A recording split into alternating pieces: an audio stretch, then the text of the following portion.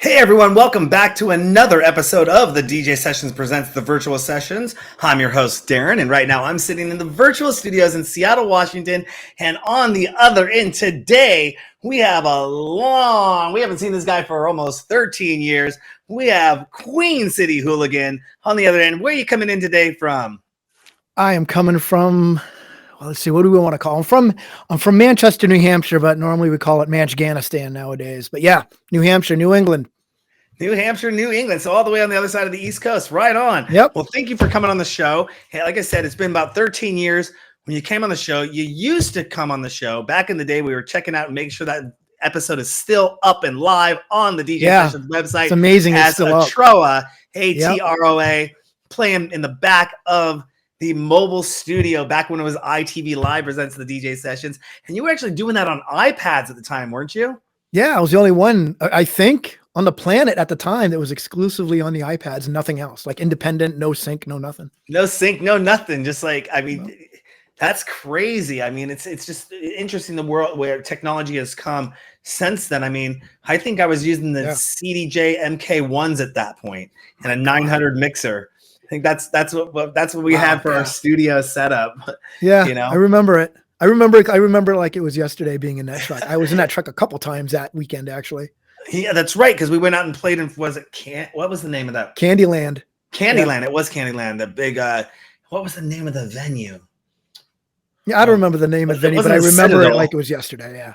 Yeah. But so, you started out in the beginning of your career, you started out in hardcore EDM under the names Perfect Dark and Atroa. Yeah. But you were doing something before that. Tell us a little about the history of how you got started in the music biz and then transferred. You went from doing this to this. Tell us a little bit about that history. That, right? Yeah. All right. Well, let's bring it back to like 1990. Let's start with high school. Like I went into high school in 1998. I think it was 98, 99. No, wait, no. I graduated in 94. So 89. Sorry. Went to high school in 1989. I was a little bit of a nerd. A skateboarding nerd. I was in the cool kid skateboarding crew.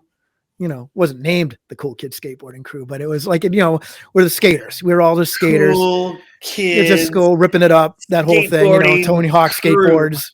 Yeah, big ass tails, little nose, big wheels, we're 80 skateboards, right? Yeah. So I got into high school and I got this. I'm going to preface by saying that a lot of people are going to make some judgments. But after I got into high school and, I was hanging with the DJ crowd, the skateboarding crowd, I got involved in the skinhead lifestyle. And, now people are like, skinheads, oh my freaking God, you're a Nazi. No.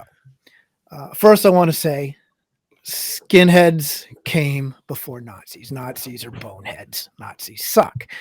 But I got involved in this community and skinheads are rooted from like the reggae and ska, multicultural, where people are just hanging out, having a good time, fuck the system. Let's listen to some good music and cause a little trouble. There was just no judgments. There was no racism. There was judgments upon the government, but there was no racism or anything like that. And then, the bonehead Nazis thought it was a good look. So they adopted the look and lifestyle. And all of a sudden we have a stigma. But mentioning the whole skinhead lifestyle is when I got into music, because one of the skins was putting together a band, like a street punk oi band, and oi is just it's a term used in like skinhead punk rock and roll. And I started learning how to play guitar, and I learned pretty quick. It was like a crash course because this person wanted to get a band started pretty damn quick. So I learned guitar literally from not knowing how to play guitar at all to learning power chords and stuff like that. And I was put into a band. At first, we played, well, of course I was put into a band because that's why I was playing guitar. But yeah, I was learning, and we were playing shows as I was learning. So this is the crazy thing, is like, here I am trying to learn and get my fingers comfortable with playing the strings. And we're playing shows, a few songs, just opening up, for other bands, whether they be hardcore bands and hardcore metal, not hardcore EDM, but like hardcore metal bands or other, skin punk bands. And the name of this band was Another 1,000 Rounds of Ammo. So that's a long name, but when you take all the letters of the first letter of each word, what do you get? You get ATROA, which eventually turned into a TROA. So when I went on to be a DJ, I just took the acronym. I took the acronym of another 1,000 rounds and created a TROA with it. So I got into, music in the skin punk, oi style.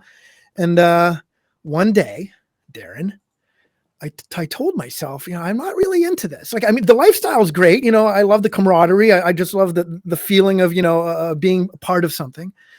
But the music, being part of a band, having to rely on other people and people relying on you or me, to have to group together, practice, go places, play shows. It was fun, but it's kind of like a small job, right? So it was time for me to branch out and do something of my own. So I went to my best friend at the time, and he was the one that actually got this whole band together that, got me into learning how to play guitar. And I told him, I said, hey, I'm going to duck out. I'm going to kind of do my own thing. I even might have said, I'm going to, try my hand at DJing.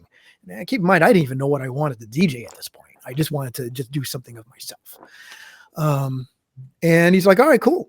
So a few days later, I went to where we practiced, which was at the bass player's house. I went downstairs, went to the basement, grabbed my stuff, put it in my car, came back in. And at the time, my best friend at the time, he was there, and the singer was in the other room.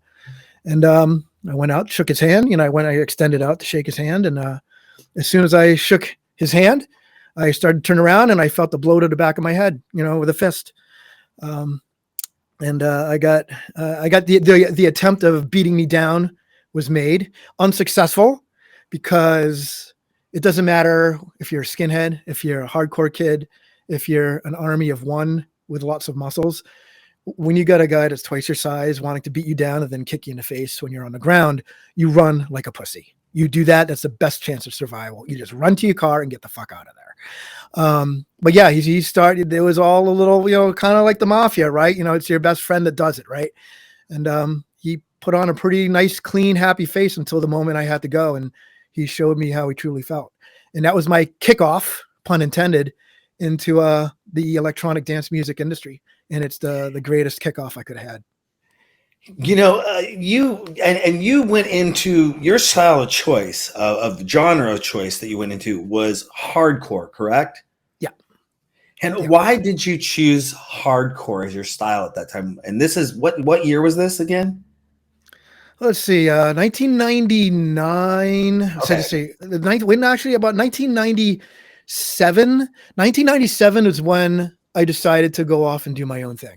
Yeah. Okay. Because the band started in 1995. When did you start producing?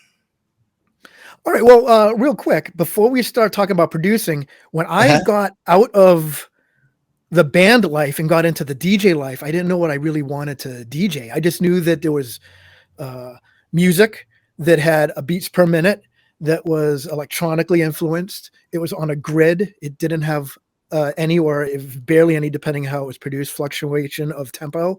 And I had to learn how to mix it. So I spent, a good year or so just learning how to mix, because, you're not a DJ unless you know how to mix records. And I know that sounds a little bit pompous in this new day and age, but anyone that's out there that just got a laptop for Christmas and thinks that they're a DJ, you're not. You have to learn, you have to earn your dues, and you got to, learn and understand how to at least mix your music. Maybe the sync button will help you if you need it, but a true DJ can do everything with his ears. And a good DJ isn't about how good you are, it's how good you can recover from a fuck up. And if you can recover from a fuck up, that means that you're actually doing real mixing. Unless it grinds, of course, and everything just fucked up in general. But yeah, I got a whole bunch of records of different genres, techno, house, deep house, tribal, which is a guilty pleasure of mine still today. And I just learned how to mix. And I'm going to call him a friend, even though I haven't seen him and talked to him in many years. DJ Midas out here in New Hampshire, legendary DJ in this area. He came to me and he said, you're a good DJ, because this is after I started doing a lot of practicing and playing out. And he said, you're a good DJ, but if you really want to make it, you have to start learning how to, produce your own music. And I took that to heart. I listened to him. And during that time, I was already transitioning into discovering hardcore gabber music. And I didn't know about it until I discovered it. So all this time just learning how to mix and, you know, house music and all that stuff, I just thought that's what was out there.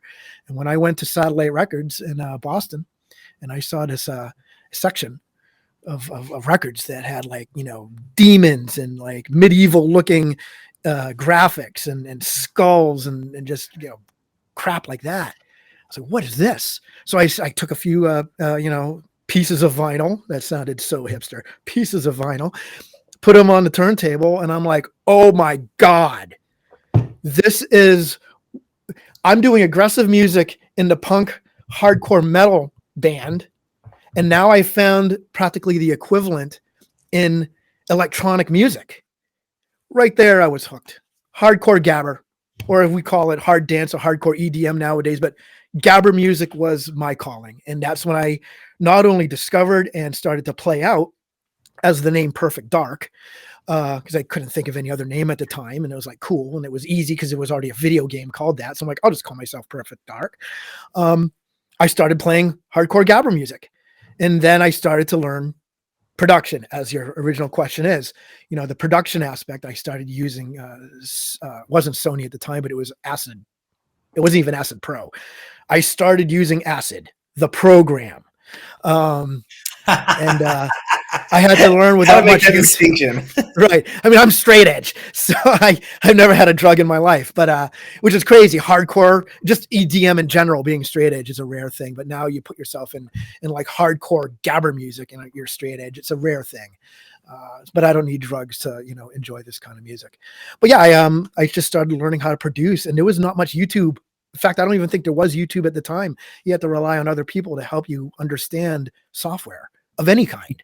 Yeah. And I just started to learn it, and I started to go slow. And you know, eventually I started to make my own tracks. And then I had, like, you know, 4 or 5 tracks under my belt that, you know, I took very seriously. There was a couple tracks before that, you know, they were still solid full tracks. You always want to finish a track. You never want to leave a track half-assed. You know, I may not have wanted to release it, but I finished it all the way. And then after a few of those, I realized now I have some tracks that are ready for release. And I think did okay.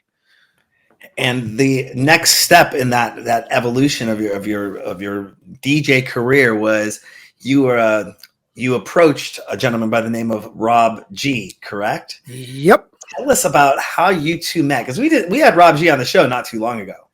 Oh yeah, I watched it. Yeah, I don't know if you he gave me a shout out. You have said the words Queen City Hooligan with your own lips before you even realized it was me. It's you. Yeah. Yeah. Tell us how you met and how, in this epic mafia-like style way, that he offered you your record deal. Oh, this is great. All right. So we'll start with how I met Rob. There was a mutual friend of ours. His name was, I actually don't remember his first name or even his last. I just remember his DJ name. It was DJ Megrum. And he was into hardcore. In fact, I think he was more into like speedcore terror. Like, he was into a little bit more aggressive than just your typical hardcore gabber music. A little too more aggressive than I would want to do.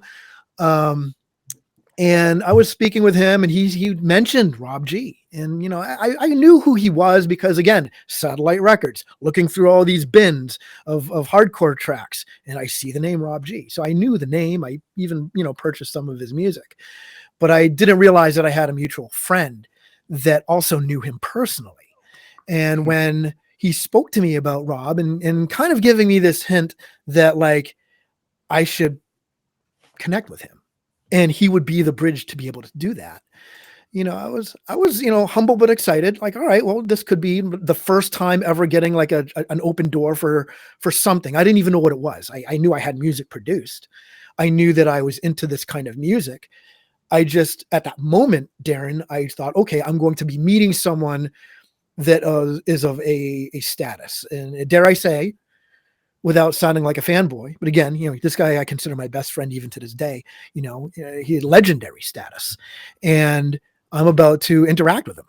And that's as far as it went. Like, you know, I was just going to speak with him. I didn't have any intentions of anything else. So DJ Megrum, you know, got us in touch. I don't remember if it was through the phone or just through the internet. But we started becoming online. You're just like long distance friends. I mean, he's from New York, so it's not that long distance, but like, we were, connected friends, and we just had a lot in common. And one of the biggest things we had in common is Rob, he does his electronic hardcore music and integrates natural instruments within it. Okay. So like you'll have like your hardcore 909 distorted kick drums and your hi-hats and your synth lines and, bass drops and stuff like that. But then all of a sudden you're going to hear like, some metal, guitar chunks and stuff like that, and maybe some metal vocals. And then, I'm thinking to myself, the tracks that I've been producing, the ones that, I said were more solid, more serious ones I finished, those had the same elements. Different kind of style. Like he's more hip hop-ish. I'm more, I'm thinking like post-hardcore metal type of breakdowns and, just like, symphonic metal, euphoric type of like guitar licks and stuff like that. But ultimately our styles were the same, even though our overall personas are different. Our styles of what we include, the elements and attributes of our music, is the same. So when we found out that we had this similar type of way of production, it got his attention. And there was a day, actually, before we even actually met, another cool thing. Again, these are little wins, little itty bitty achievements that, at the time when it wasn't such an oversaturated industry of like producers and DJs like it is now, just getting little wins, like, maybe a shout out here or something, done with your name on it there. He put, and again, I was Perfect Dark at the time. I didn't even think of a Troa yet. I was Perfect Dark. He put, in his like thank yous in the linear notes of his Vitamin G CD, which was like his first official multi, mega mix CD. He put, like a shout out to Perfect Dark. So now I'm holding on to Rob G, legendary pioneer of American hardcore, and I'm seeing my name Perfect Dark in the linear notes, and that was pretty badass. So like I knew that this friendship was like, true, because you only have so much you can put into a linear note. So I was able to, be part of like a coveted spot of like just a few shout outs. And that's when we decided to meet. And that meeting was quite epic because it was at the legendary Limelight in New York. And, okay. And I don't know, have you ever heard of the Limelight? You must have. I've heard of Limelight. I've never got a chance to be out there and go there. It is something that I can only vision in my head because at least at the time I went there with the giant disco ball with like the angels attached to it and the angels apart have all the disco mirrors and all that in a giant cathedral main room with nothing but bass just pounding your face. It is something that I wish I could just present to everybody, and like even if I gave them all VR systems, it still wouldn't like a holodeck or something. It's like I wish I could put them in a holodeck and have people experience this. I mean, all the other rooms like the Giga room, and all these, they're nice smaller rooms, but this main room, whoo. So he was a resident DJ there. He's known as the hardest DJ to ever play the Limelight, and we decided to meet there. Neophyte Live was playing. I've got to mention here, it was Neophyte Live, not Neophyte the DJ, even though Neophyte the DJ is, the main guy of Neophyte Live. We're talking about all three members. You got the guitarist, the vocalist, and your programmer, your keyboardist. So Neophyte Live was playing. I think it might have been their first time in America.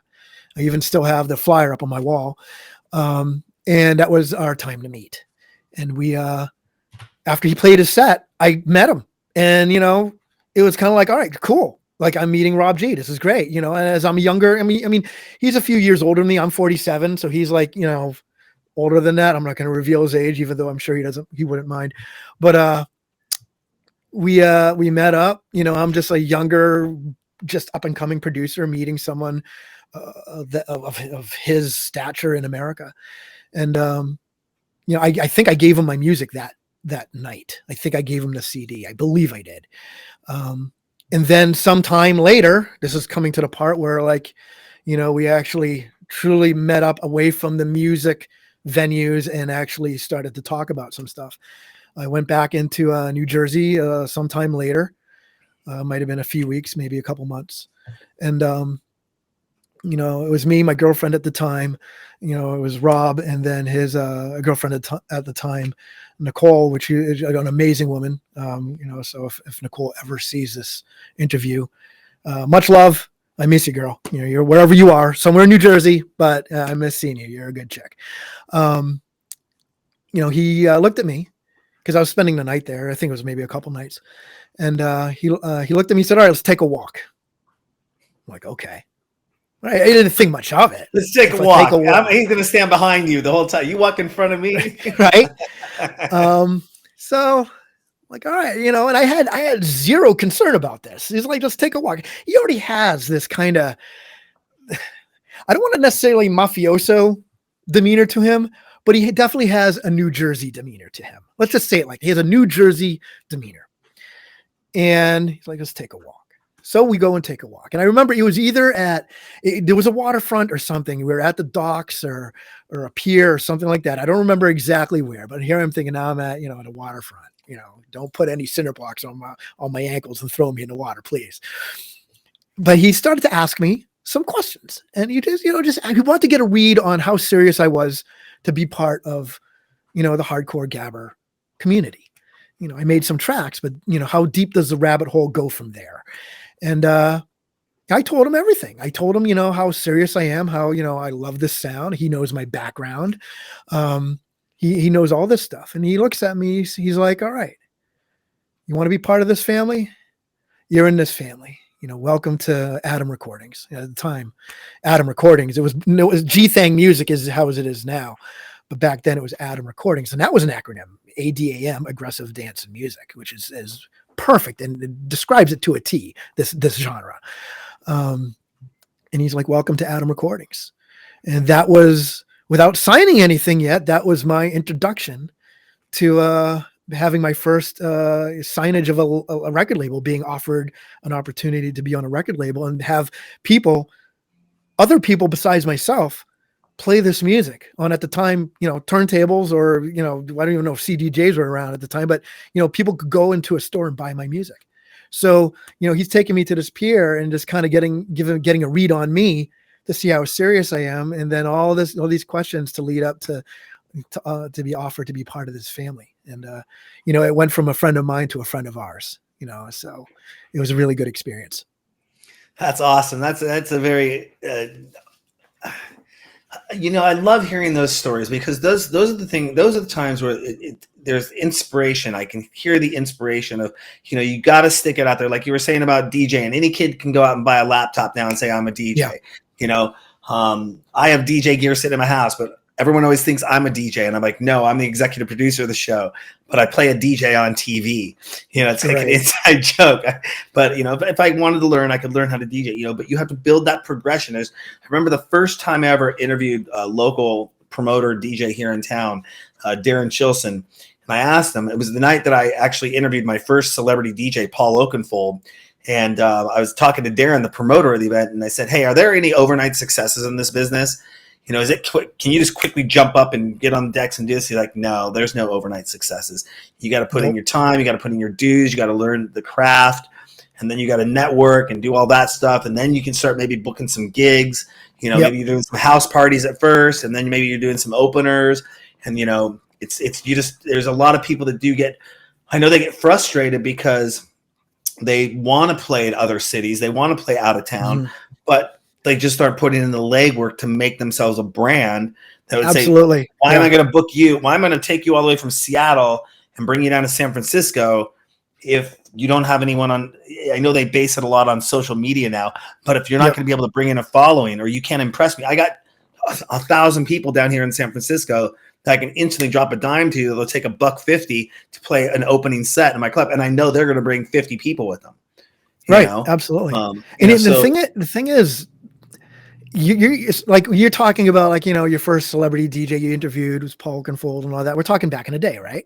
So, back then it was still, even though there was no overnight successes, the chances of at least getting some sort of success was at least a little bit better back then than it is now. Because things have changed so much. Back then you had to play shows in order to have people want to hear you and be able to want to buy your music. Mhm. The script flipped. The script is flipped. Now you need to be known first. Like you have to put out all this music first in order to even hopefully get one person to look your way, and maybe you're going to get some sort of opportunity, whatever that may be. And and even now, like I rebranded to Queen City Hooligan. Like I chose, like, this is the first time, this interview is really the first time I've talked about it, the fact that I used to be someone else and I had these opportunities back in the day. Like, prior to this interview, I have been branding myself as Queen City Hooligan, as literally just a name that just came out of nowhere without using any sort of stepping stones of my past. Because number one, it's a pompous, arrogant thing to do. Do you know who I am? That sort of thing. That's not how I'm wired. If I'm going to rebrand, I'm going to start from scratch. Asterisk that for a second. I'm going to start from scratch, meaning all these new people that don't know who I am are going to hear my music. Do I have some, names in my Rolodex, in my little black book, that I can maybe get a little edge on the competition? Yes, technically, because like I can, say, hey, it's been a while, I've rebranded, I'd love to, can you hear my music, blah, blah, blah. It doesn't necessarily mean I'm going to get signed or anything, but like me and Rob, we haven't talked for some years in between when I retired from hardcore back then and, coming back to it. But like, this is a good example of like a little bit of an advantage. He's still around and, he believes in me. I believe in him and I trust in him. And, I was able to get my music out on G-Thang Music, whereas there might be some people that might have a harder time connecting with him or anybody else. So I'm going to put an asterisk on that. I've rebranded and I am technically starting from scratch and not trying to pull my weight, sway my weight or pull my weight wherever I need to be because of my past. But luckily, there are a few names that I kept around that I still stayed in contact with to give me a bit of an edge. But yeah, to your point though, like the saturation of like, trying to get into this business nowadays, just getting an opening slot, like you mentioned, is, that's only what someone could hope that they could get nowadays in order to be able to get to the next step. Mm-hmm. Now, talking about rebranding, Atroa was first, then Perfect Dark, then Drop Goblin. Oh, flip that. Perfect Dark was first because I didn't even understand copyright and that's right. Perfect Dark was first. I just thought up a name. I was going to ask you about that. Did they send you a cease and desist from the video game company? That's how the whole Atroa thing happened. There was it's kind of, there's like two stories to this. This is an interesting thing because you fast forward to this new generation. I actually used Perfect Dark for a few tracks a couple years ago. But I didn't understand copyright. I didn't understand trademarking at the time, and I just needed a name. So I was like, Perfect Dark. That works. I never even played the game. I still, to this day, have yet to play the game. I never even owned a Nintendo NES. Was as much of a Nintendo as I ever got. I never got like a Super Nintendo or anything like that. So I never even had the means to play the game on my own. But after some time, I realized that copyright and trademarking could be an issue, because here I am. I've released a couple records on vinyl, in record stores, in retail, in online sales, and anywhere else, that the name is starting to get some buzz. And that's when it hit me. I wish I had thought of this prior to thinking of Perfect Dark, because I wouldn't have used it, but I'm like, maybe it would be a smart idea to change the name. So after the Here I Stand EP, which was my first EP, I talked to Rob. I'm like, listen, I think it's time for me to change my name. And I told him, like, I'm getting a little bit of pressure under the idea that there's some trademarking issues. And that's when I thought of, and I wish I had thought of this before. I'm like, again, another 1,000 rounds of ammo, my old band. You take all those letters and it actually turns into at least some sort of word or enunciation that actually makes sense. Atroa. Should have thought of that in the first place. But that's how I ended up changing to a Troa, because it was just a fear of getting, getting a letter or some sort of legal action. I mean, it's not like I'm like Taylor Swift level here. I doubt they ever even knew who I was. But I mean, if you fast forward to today, you type in Perfect Dark, you're going to find me anywhere? You'd have to go through 200 pages of Google to maybe find something about me.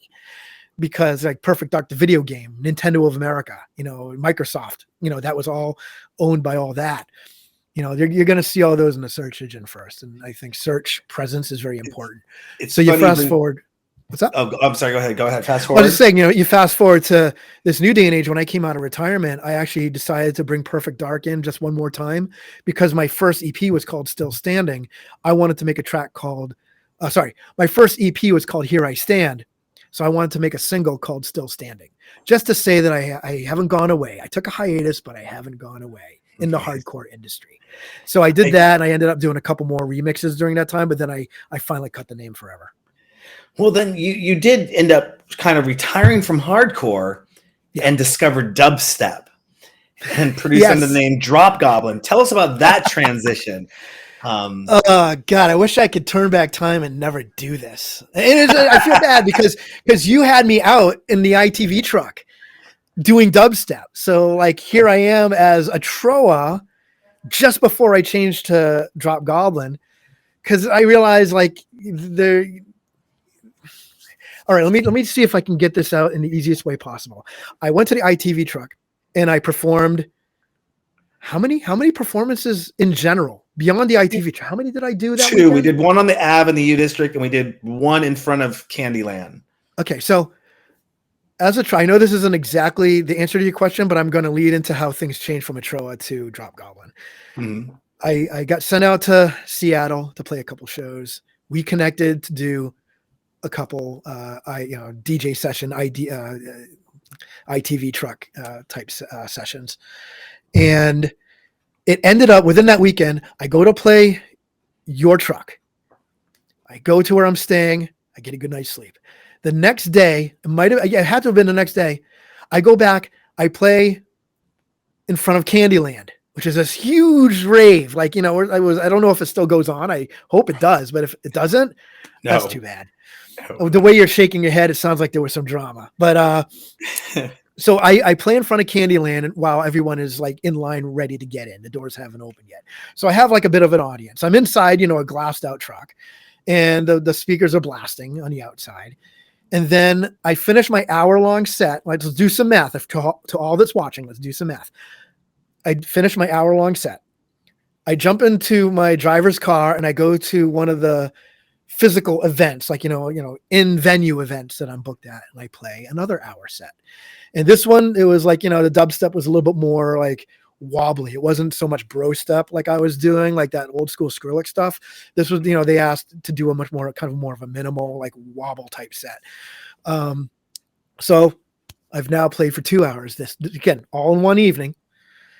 I finished that set in just a couple minutes after I'm done and I'm packing up my iPads. Someone who I don't know, I'm in Seattle. I don't know anyone except for you and a person I was staying with. Someone runs up to me and says, there's a spot needed to co-headline the dubstep room at Candyland. Would you be able to fill in? Now, keep in mind, I've already DJed for 2 hours with a little bit of a drive in between. And now I have to go back to my original spot where I played for you. And now I have to go into the venue and play another hour. I mean, I don't have to, but I chose to. I'm now playing for another hour. I'm co-headlining the DJ room, jam-packed. You can feel the sweat hitting your face, and it's not even your own sweat. Like you've been to raves, you know exactly what I'm talking about. That warm air that feels damp. So I go in there, hook up. Thank God iPads have good battery life. I hook up, play that set. My driver is waiting outside that whole time. So third hour, I'm playing a third event that same night. Driver is now like, fuck this. So I'm just going to hang out inside. I'm done hearing boom, wah, boom, wah. Totally sick of hearing that shit. So the driver's in the car waiting for a whole hour. I get out. I finish my set. I get out. I get back to where I'm staying. And that was a long night. Because keep in mind, I don't know what time did I actually play for you first? What time did it start? Do you remember? If we were there, we probably would have been there. I always do 4 hours. I remember Mikey G, I think, was with us because I had a really awesome picture taken of the truck that I used for promo in front of that event. It was with Mikey G playing in the back, and then you were there. So we were probably parked out there for 4 hours ourselves. Probably even if we got there at 8 and we went from 8 till midnight. Okay. You know, so I'm trying to remember if the truck was those there. events usually open around 10. You know, unless they were opening up a little bit earlier. Right. Well, let's just say this: it was dark. I remember the police, they were trying to shut the event down because they were running around with a sound meter outside the event. Oh, I did not know that. Trying to get it could have saved me an hour of like I was already tired after the second. Yeah, I don't think they shut the event down, but yeah, it was fun times back in the early days of the ITV mobile studio, which now we call the DJ Sessions mobile studio. We've kind of rebranded that a little bit. It's a little bit more upgraded. I think you'd love it if you were to come in it. You know, we've upgraded with video walls. We've upgraded with, you know, a house sound system that you can hear from about 1 city block away. Then we have the concert grade sound system brought to you by Mackie, which you can now hear us from about 4 city blocks away. Shameless plug, Mackie. Yeah. What are you wearing on your shirt, Darren? What's that on your shirt? What does that say? Can you say it for me? Oh, what does it say? Mackie was Mackie. But Mackie has great sound. We really love our sponsorship arrangement with them. They've been really supportive. It's great technology. Sound technology from Mackie's amazing. And, but yeah, so I just want to, you know, real quick, that is how the Atroa ended. Sorry, that is how, the Atroa, I was Atroa at the time. That's how that was the last time I ever played as Atroa. And it sucked. And I'm going to try and make this brief because I know I'm finding that I'm chattering, you know, just babbling on here. Hopefully it's interesting to whoever's actually watching. But about a week or so later, I had my very first dubstep track ready to be released. And, you know, this was already produced. I might have even played it in my set in the ITV truck. But Reed Speed, you know, drum and bass diva extraordinaire, you know, she was going to release my first dubstep track under Play Me Records. And when she realized that the name I was using is Atroa, she looked at me and she's like, you might want to think about changing your name. And I didn't understand why she asked me that. And she showed me a link to Excision's record label, Rotten Records. I don't even think he even has that record label anymore. But back then, Rotten Records was like right up there with like Ausla and, you know, Dim Mak and all them. Mm-hmm. And I noticed there was a name called Atora as one of the artists on Rotten Records. Oh, and, wow. I was like, oh, you got to be shitting me. Because, I mean, you put Atroa and Atora together. I mean, there are already people that would mistaken my name Atroa for Atora anyway, just in general. A couple times I was introduced on a microphone that way, and I just let it slide. I'm not going to be that asshole. It's like, Atroa. But now I have someone that's literally using the stage name that people were mistaken me by. I was like, I can't. That's not cool.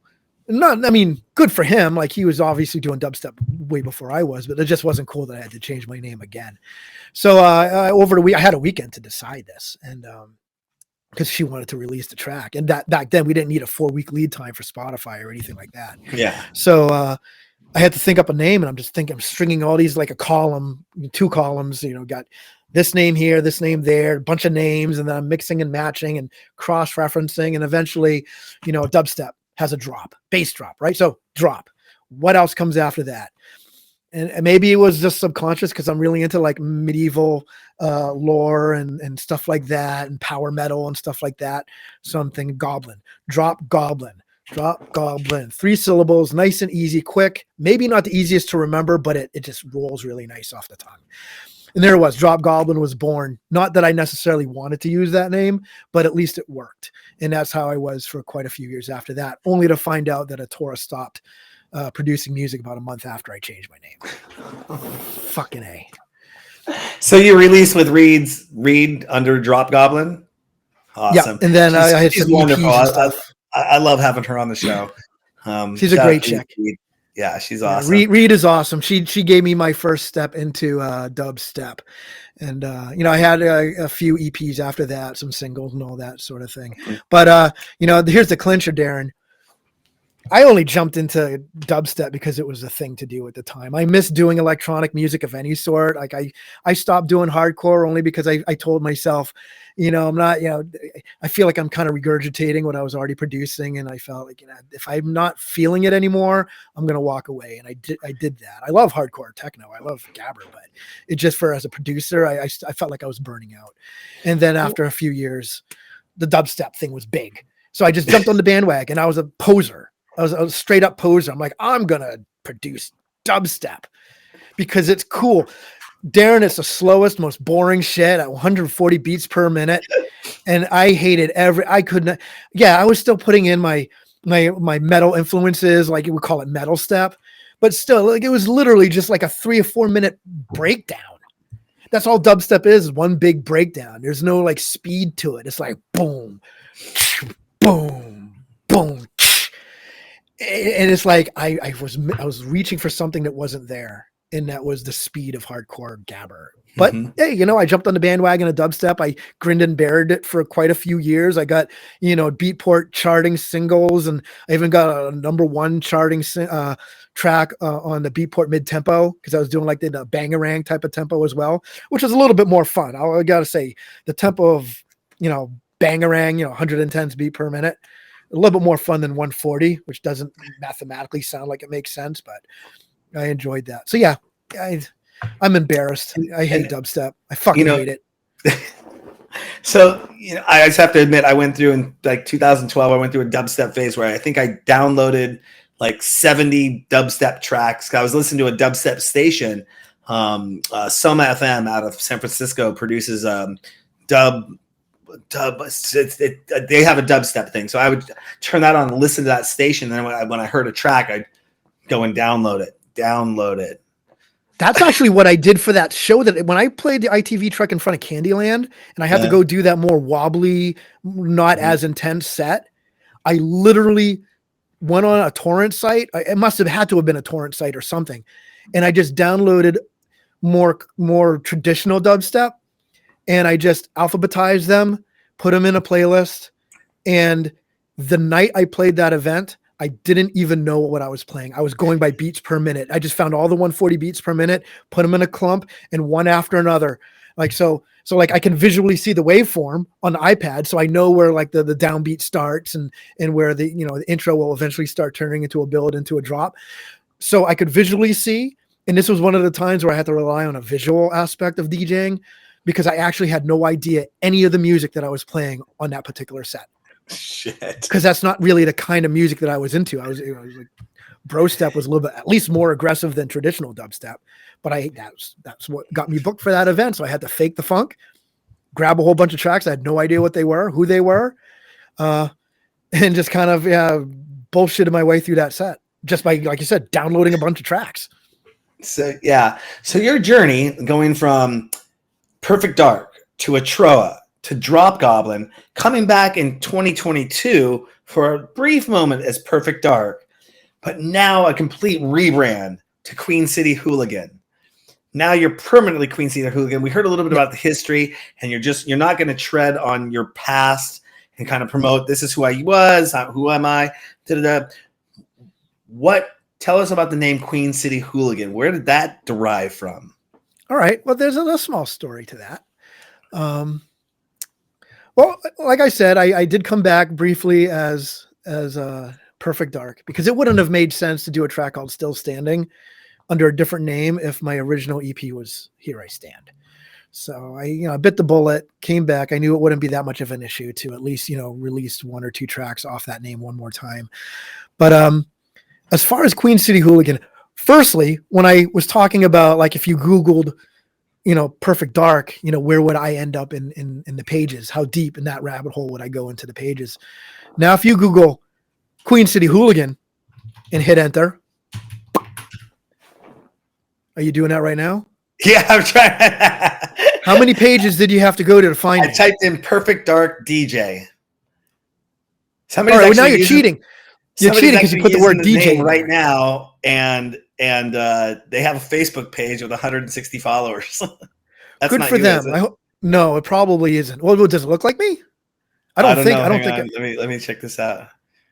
Featuring a driving remix from PD's own. Nope, not me. Nope, not That's you. All I had to hear. Yeah, there's I kept Drop Goblin. I actually just created a page for Drop Goblin just to keep that name's legacy alive, because I do have a lot of music out there, and I don't even pay attention to it. There might be one follower. I just kept the socials at least intact. But if you were to just type in Perfect Dark only and not cheat Darren and put DJ next to it, you're going to find nothing about me. Nothing. This sounds like me right now, but it's, when you're in this business, you want it to all, you want people to find you, right? So it is about you or me. So you type in Perfect Dark, you find maybe 100 pages in my stupid, ugly face. Now you type in Queen City Hooligan, and I'm the only one on the planet. Yeah. Literally the only one on the planet. So, internet presence, online presence is so important now. Yeah. So right off the bat, even if there was no issues with trademarking and licensing for the name Perfect Dark, I still wouldn't use it because someone already had it and had so much success with it. Yeah. Even though it's not in the same, I mean, technically, Darren, I could trademark my name as a musical artist. That is something I still could do because I am not a digital software. I'm a human being. I'm a completely different category in the trademark industry. But I still have to consider online presence. So I'm like, all right, now that I've done Still Standing, it's time to now get serious. It's time to, number one, the name Perfect Dark and me don't match. I have a persona. I got a personality that, is kind of cranky, a little bit disgruntled. Perfect Dark is just a name. It doesn't connect with who I am. Queen City Hooligan does. First off, I live in Manchester, New Hampshire. We are known as the Queen City. A Queen City, for those that don't know, and there are some other people out there that might have different definitions to it, but the official definition, we'll call it the Wikipedia definition, because you can trust Wikipedia sometimes. The Wikipedia definition of a Queen City is a city or a province or some sort of region inside a state that has a bigger population than its state capital. So Concord, New Hampshire is our state capital. That city of Concord has less people living in it than Manchester. So we're known as the Queen City because we have more population than our state capital city, which is Concord. And Hooligan, the name Hooligan it's me. I'm just a cranky, disgruntled little rapscallion that essentially hates everything and everybody and doesn't back down and has no apologeticness to anything he does or says, to obviously a legal limit. And it kind of connects essentially with my past, like my traditional skin lifestyle. We were a bunch of hooligans. I mean, yeah, we're not from England. We're not, watching and causing problems at football games, soccer, football. But the Hooligan name fit more. So Queen City Hooligan, you don't forget that. At least I don't think you do. I mean, I'm saying it for myself because I've been ingrained in that name for so long now. That if I say it to somebody, I think, honestly, Darren, I think if I said Queen City Hooligan, Perfect Dark, Atroa, and Drop Goblin, I think Queen City Hooligan would actually stick harder than any other name out there as far as my personas that I've had in the past. And it was a good idea. It was a great move. I rebranded, and the buzz was a little bit higher. I think it had to do with the name. The name actually, like I said, it stood out a little bit more. It has a little bit more, or a lot more aggressiveness to it. Hooligan, just that word, take away Queen City, Hooligan. I mean, what the fuck is that? Like, who the hell is that guy? And I like to say that I'm different than any other hardcore gabber producer out there. Well, of any demographic, America or England or Netherlands or anywhere, I'm different. Pre-show you'd send some notes over, and you say your theme of your music is more negative in personality as opposed to the happy hand heart themes most other producers create. Tell us a little bit about that. Is that the Hooligan influence in your music? Is that the? Yeah, it is. Yeah. But it's also not just fake. It's just who I am. This bullshit. You know, if I see someone in fucking pink furry fucking boots jumping around in their underwear at a festival doing this, I seriously curb stomp that person. That's not how life is, kid. It's not how life is. Maybe in your mind it is, but you look like an anime character. It just don't be real. Be real with yourself, because you know that those people don't dress like that when they go to work. You know, maybe it's a fantasy. I don't know, but my music is real. It's very real, and that's not a cliche thing to say. It truly is. If anyone wants to talk about, you know, happy shit in their hardcore, even if it's not happy hardcore, let them do that. But my stuff is going to be real. Like, you know, life is a beatdown, and I'm about to swing the first fist.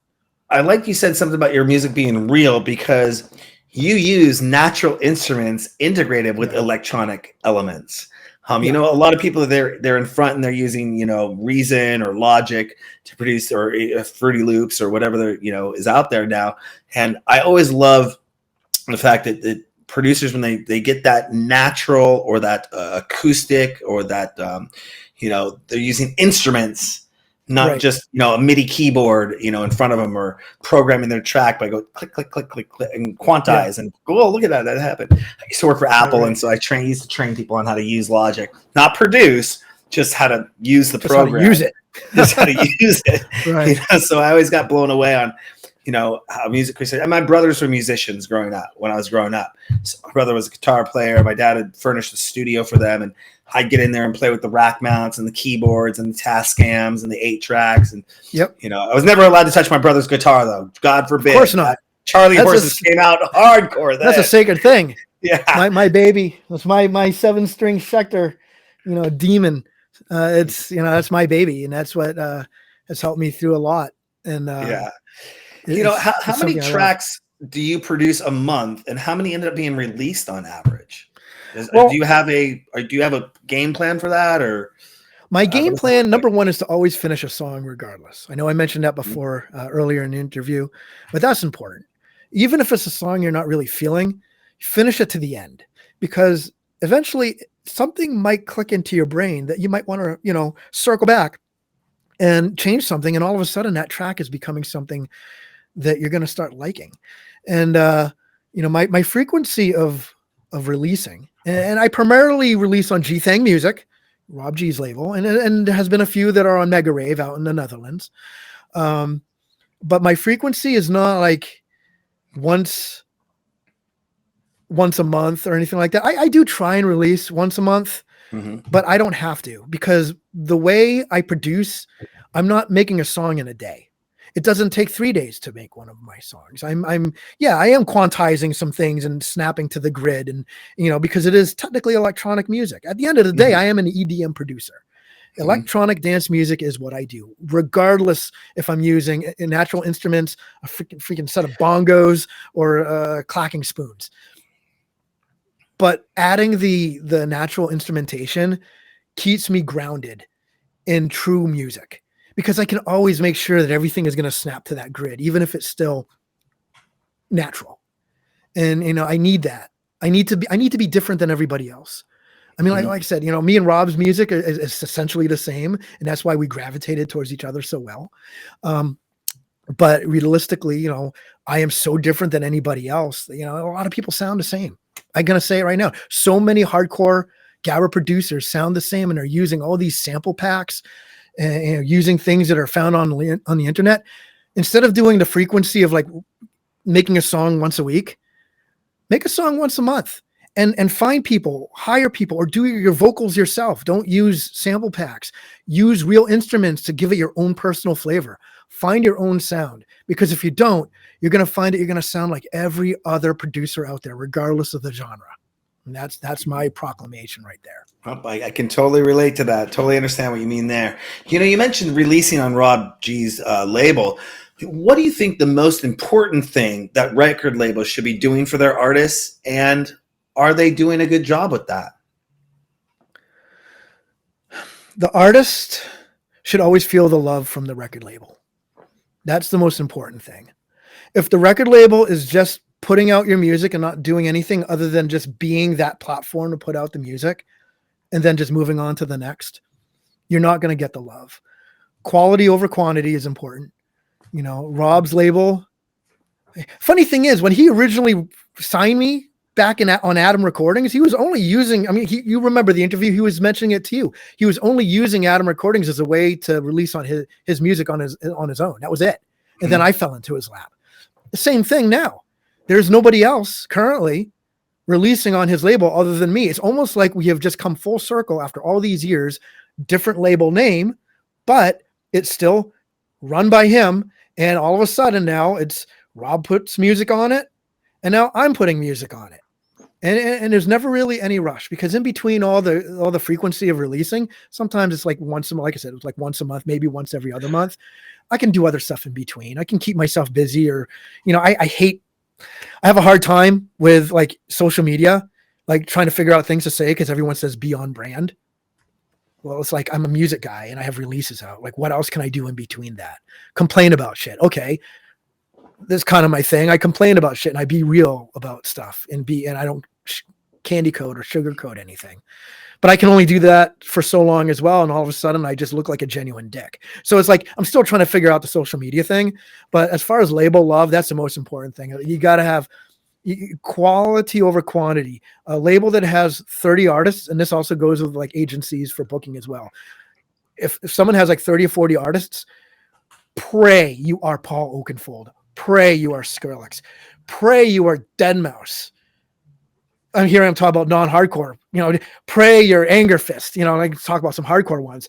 Pray that you're Miss Kate. Pray you're anyone that is making like 30 grand a set, because you're going to be at the bottom of that roster, and maybe someday someone's going to make their way down there and maybe ask about you, but it's not even going to be guaranteed that you're going to get booked, or, someone's even going to notice your release. So work your ass off and find a label that thinks of quality over quantity.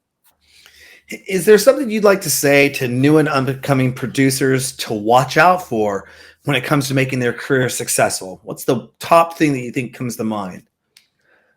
You have to beat the depression. I mean, we're all crazy, right? Everybody's crazy. Doesn't care. I don't care who you are. You have some sort of mental health issue.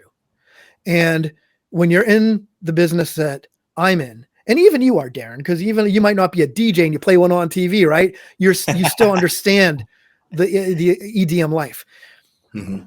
The depression can be real, especially as a producer, because I could make a song and I'm finishing it up and I'm feeling great about it and it's awesome. But now, as you're starting to put everything together and tightening it up and getting into mixing and mastering done, you've heard it for so long that all of a sudden it doesn't sound as good anymore. And then you start to second guess yourself, and then you start to feel a little bit depressed about it. Of course, anyone that hears it for the first time will think different if it's a good song, because they're hearing it for the first time. I kind of consider it the James Cameron effect. He produced and directed Titanic, and he saw what it took to make that movie happen. The green screens, all the fakery in order to make the reality show up on screen. He will never know what it's going to feel like that first time watching Titanic for the first time, not knowing how it was made as a viewer. He'll never know that feeling, because he was the one that was putting it together. Mm-hmm. Producers are the same way. We know what it takes to put things together. And eventually we do get a little desensitized about it. Like, we second guess if it's even a good song. And then when it's released, I even made a post about that on Instagram recently. That's a shitty day too. You feel the depression, like all this. It's like you got this gift for Christmas and you've been looking at it for months under the tree. Who has Christmas presents for months under the tree? For a month under the tree, and you're excited. And eventually when you open it, you get excited for that second. And then all of a sudden it's an open gift. You're going to use it. You're going to enjoy it. But it's like the anticipation, the build up to the drop. It peaked and now it dropped. And it's like, and I go through that. And I have to advise anyone that wants to get into this business, prepare for the James Cameron effect. You're going to second guess yourself. You're going to feel depressed. You're going to go through all the labor of making a song and then feel like, should I even make another one? Even if you're on a good momentum, once you finish a song, you realize, oh my God, I have to start from scratch again and make another one. These are the things that myself and everybody, and I'm looking right into the camera, you can deny it all you want, everybody goes through these feelings. So if you want to be a producer, expect to grind it out and hype yourself up all the time. Find hype music to hype yourself up. You're the best around, Eye of the Tiger, anything from Rocky. And listen to that music to get yourself hyped up, to give yourself the energy to do. Did you just suggest Be the Best Around from Karate Kid? Yes. You're the best around. Nothing's gonna ever bring you down. Yeah, but put some hype music on. I do that before I play a show. I play that music in my ears, and then I play a completely different genre of music than 80s, arena rock, and that helps. It's like you have to hype yourself up, because without hype, you're nothing. Well, is there anything else you'd like to let our DJ Sessions fans know before we let you get going today? I love you all.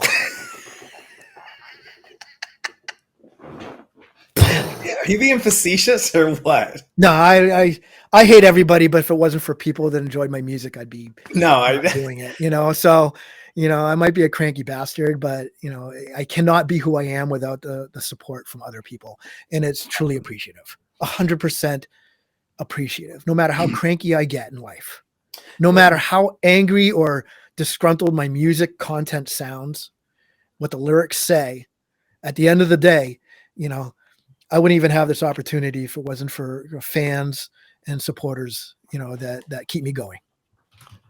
Yeah, that's pretty much what I've realized so far over the course of the years. I mean, we've been doing the show here for a number of years, since 2009, pretty much. And it's the fans, it's the appreciation, it's the that's what's kind of kept me going over all this time. It's I love what I do. I love film and television production. I've been doing it since I was 6 years old. You pretty much say I've been doing it for 44 years of my life. It's a long time. I'm 47, so I mean, I know what it's like to be old. It sucks. So I mean, hey, I still look 30 something. So I'd like to think that I look younger. Young. I just totally quoted Hocus Pocus, a little younger. As each year goes by, I try and stay young looking, but for every few steps up, I take maybe one step back, or whatever that means. But I'm trying. Well, where's the best place people can find out more information about you? Well, the umbrella of it all is queencityhooligan.com. That will have all my socials and Spotify link and all that stuff out there. But if you're lazy and you don't want to do the multi-click, you could just find Queen City Hooligan literally everywhere. As the word is, Queen City Hooligan, one word. The only thing that's different is X, but I don't even use that. I have it, but don't even bother. Forget about X. Just find Queen City Hooligan anywhere else. Or just go to queencityhooligan.com and you can just see a link from there. Awesome. Well, again, thanks for coming on the show. Like I said, it was awesome to catch up with you. Long time coming, almost 13 years. But, we promise to try to stay in touch with everyone that comes on the show every 6 months, kind of follow up with you, find out what's been going on with you. Coming up, like I said, every 6 months to invite you back on the DJ sessions. It was a pleasure having you on the show again. I believe we have an exclusive mix coming from you as well, don't we? Yes, I made a mix just for DJ sessions. So whenever you upload that, there's a little, there's a little, not Easter eggs, but there's a few little mafia, sections into it. Like these are real people too, not just samples. These are a real, to go from one section to another of my mix. I've bridged it with some like true mafioso, which is really cool. Awesome. Well, again, thank you so much for coming on the show today. Hey, thank you for having me, Darren. You're welcome. On that note, don't forget to go to our website, thedjsessions.com. Oh, it popped up over on his side, thedjsessions.com, where you can find all our social media platforms, Meta, X, TikTok, Instagram. Find us on the Apple iTunes store. Subscribe to our podcast. All of that and more is at thedjsessions.com. We have over 600 news stories a month that get published. We got live interviews. We got exclusive mixes. We got over 2,500 past episodes. You can type in a name, type in the search bar, and pop it up. We got a merch store. We got virtual reality nightclubs and more, but you can find that all at thedjsessions.com. I'm your host, Darren, for the virtual sessions, coming to you live from the virtual studios in Seattle, Washington. And that's Queen City Hooligan coming in from Manchester, New Hampshire. I was gonna say Manchester, but I was thinking, oh my God, that's over in England, But Manchester, New Hampshire, for the DJ Sessions presents the virtual sessions. And remember, on the DJ Sessions, the music never stops.